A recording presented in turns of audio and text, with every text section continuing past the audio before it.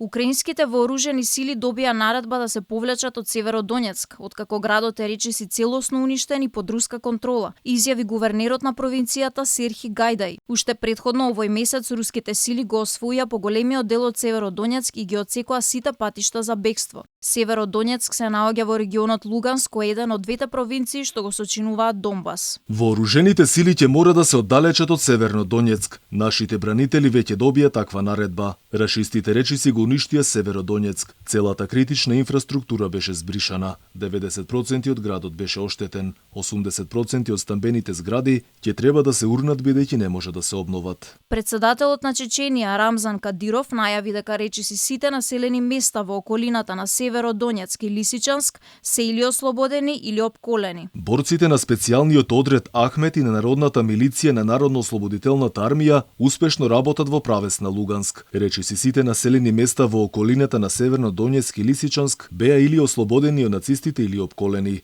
Една од овие населби е Ворново, од каде што украинските војници од 74 баталјони се обидуваат да побегнат речиси ползејќи. Кадиров додаде дека раководството на Украина го уништува сопствениот народ. Војниците на вистина се користат како топовско месо, а военото раководство не се обидува да им обезбеди барем вода за пиење. Тие не се борци, туку деморализирана група гладни и болни луѓе. Ова е мизерна гледка. Во меѓувреме пристигнува нова воена помош од Соединетите Американски држави во вредност од 450 милиони долари.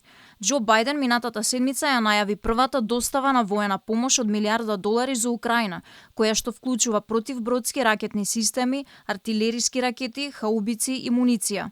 Украина тврди дека системот Химар си е потребен за да одговори на дострелот на руските ракетни системи, кои се користат за напади на фронтот на границата до Донбас. Москва отворено предупреди дека доколку Западот на Киев му испорача оружја со дострел со кој може да бидат погодени цели на незината територија, ќе биде употребено оружје кое што досега не е користено во досегашниот тек на војната и врз цели кои што досега биле поштедени од борбени дејствија.